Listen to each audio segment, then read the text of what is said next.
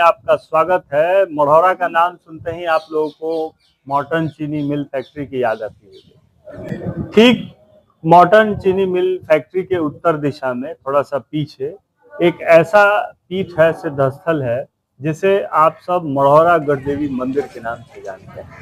मढ़ौरा गढ़देवी मंदिर की प्राचीनता का आप अंदाजा लगा सकते हैं। बहुत ही पुराना मंदिर है ये, और काफी यहाँ पे किंवदंतियां भी हैं और लोगों की आस्था है। यहाँ पे एक पौराणिक स्थल है, एक दर्शनीय स्थल है। तो आज आपको वो जगह दिखाने के लिए ले आए हैं और उसके बारे में बातचीत करेंगे। हमारे साथ दिनेश तिवारी जी मौजूद हैं, इस मंदिर के पुजारी हैं। उनसे जानेंगे कि क्या यहाँ की खासियत है और किस हर मंदिर से जुड़ी कोई न कोई कहानी होती है, इतिहास होता है। उस इतिहास को जानेंगे। दिनेश तिवारी जी, आपका बहुत बहुत स्वागत है मेरा मढ़ौरा में। क्या कहानी है, किस लिए गढ़देवी मंदिर जो है प्रसिद्ध है? सबसे पहले आपके चैनल को बहुत बहुत धन्यवाद।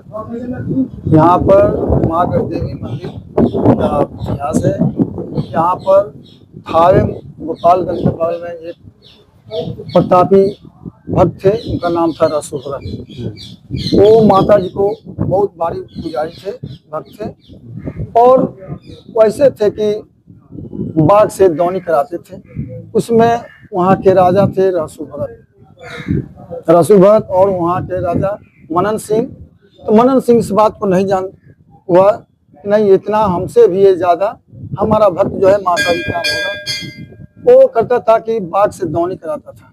तो इसकी जानकारी राजा को हुई, तो राजा उसको राज दरबार में बुलाए रसूलभरत को। उनसे पूछे कि क्या आपने बाघ से दौनी कराते थे? तब उन्होंने बोला कि हाँ। तो उनको यकीन नहीं हुआ राजा को। बोले कि हम कैसे मानेंगे, तुम्हारी माता जी है? नहीं, हमारी माता जी की सब कृपा है। बोले कि तुम्हारी माता जी को बुलाओ, माता जी को देखना चाहते हैं। तब भक्त रसूलभरत ने बोला कि नहीं, माता जी को उनकी महिमा को आप नहीं जानते हैं। तो नहीं, वो हठी था, राजा मनन सिंह हठी थे, तो नहीं बुलाओ। तब उन्होंने कहा कि ठीक है, हम माता जी को बुला रहे हैं, लेकिन यहाँ का सब राजपाट सब विनाश हो जाएगा। तो बोला कि नहीं, फिर भी बुलाओ। तब उन्होंने आह्वान किया, तो माता कौड़ी कामाख्या से चली, वहाँ से आकर कलकत्ता तो काली मंदिर में विराजमान हो। वहाँ से फिर चली तो बिहार में पटन देवी कहलाई। वहाँ से फिर चली पटना से तो अंबिका भवानी, जो छपरा से 26 किलोमीटर की दूरी पर है। वहाँ से तब थावे में आमी में माता जी रुकी थी। तो रसूलभरत ने राजा से बोला कि अभी भी माता जी को बोल दीजिए, अभी भी हम वहाँ से रुकवा देंगे। बोला कि नहीं, बुलाओ अपने माता जी को। फिर वहाँ से माता जी को आह्वान किया, तो फिर वहाँ से आकर थावे अंबिका भवानी से माता चलकर माँ गढ़देवी मंदिर यहाँ पर विश्राम की। उसके बाद फिर बोला कि नहीं, माता जी मढ़ौरा में आ गई है, अभी से भी मान जाइए, नहीं तो आपका सब सारा राजपाट विनाश हो जाए। लेकिन वो हटी, रसूलभरत नहीं माना और यहाँ से चलकर माता थावे मंदिर में गई और वहीं पर उसका राजा सब विनाश हो गया। और उसी से वहाँ पर थावे मंदिर आज भी विराजमान है और यहाँ माता विश्राम की थी।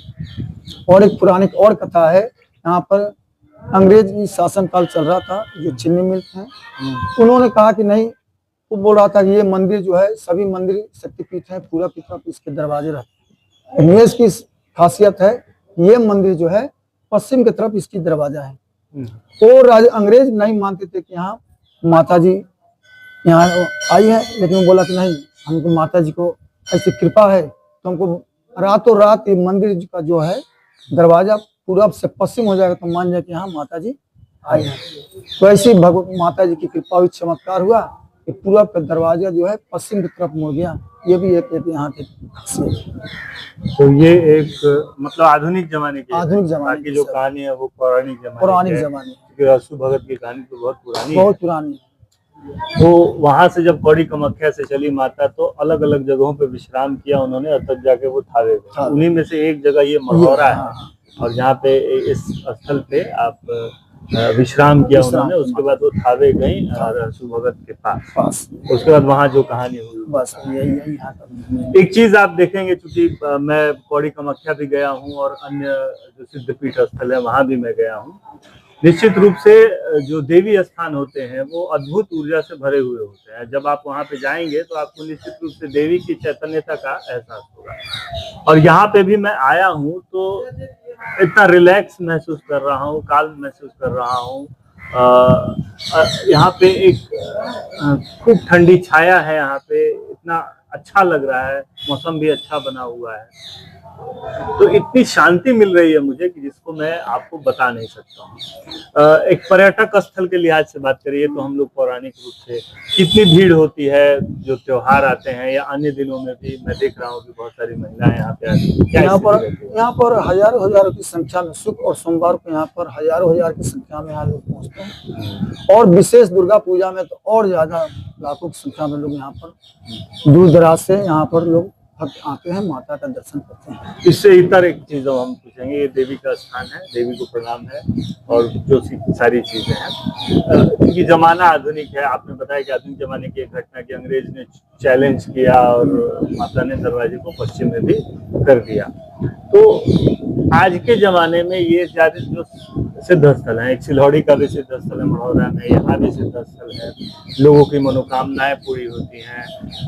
क्या प्रशासन का, सरकार का, क्योंकि हम जो चीजें देख रहे हैं उसमें हमें नहीं लगता कि इतना सहयोग प्रशासन का मिल पा रहा होगा। प्रशासन का क्या सहयोग रहता है? प्रशासन का भी कोई सहयोग नहीं है। सिर्फ यहाँ पर जो भी चढ़ावे हैं और श्रद्धालु भक्त जो दान देते हैं, जितना भी दृश्य रहते हैं, सब श्रद्धालु भक्तों का दान के कारण ये सब, उन्हीं के कारण सब। हाल ही में आपके यहाँ से जो विधायक है वो भी पर्यटन मंत्री भी रहे, उनका क्या योगदान रहा इस मंदिर के विकास में? ये योगदान है कि एक धर्मशाला सिर्फ बनाए हैं, तो उनके पिताजी बनवाए हैं, यदुवंशी राय ने बनाया, लेकिन ये अभी तक पर्यटन मंत्री रहते उन्होंने क्या किया? अभी तक कुछ नहीं, कुछ नहीं।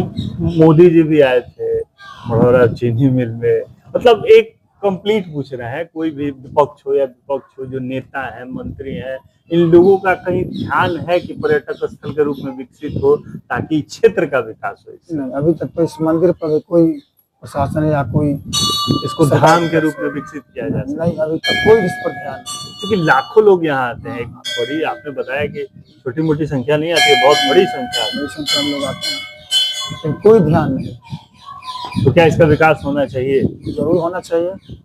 तो दिनेश तिवारी जी हैं, पुजारी हैं, वो कहते हैं कि विकास तो होना जरूरी है, लेकिन पक्ष हो या विपक्ष, स्थानीय नेता हो या देश के बड़े नेता हो, मढ़ौरा के इन सिद्धपीठ स्थलों पर किसी का कोई विशेष ध्यान नहीं है।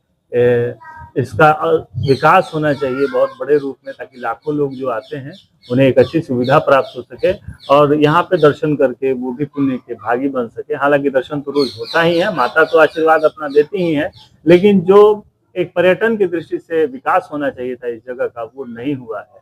तो आपको आज हमने दिखाया मढ़ौरा गढ़ देवी मंदिर का दृश्य, यहाँ की कहानियां भी बताई, यहाँ देवी का दर्शन भी आपको हमने करवाया। तो इसी तरह मढ़ौरा के बारे में आगे बातचीत करते रहेंगे। छपरा के और भी जो पर्यटक स्थल है उनके ऊपर भी बातचीत करते हैं, जो हमारी विरासत है, हमारी संस्कृति है, उसके ऊपर भी चर्चा करते रहते हैं।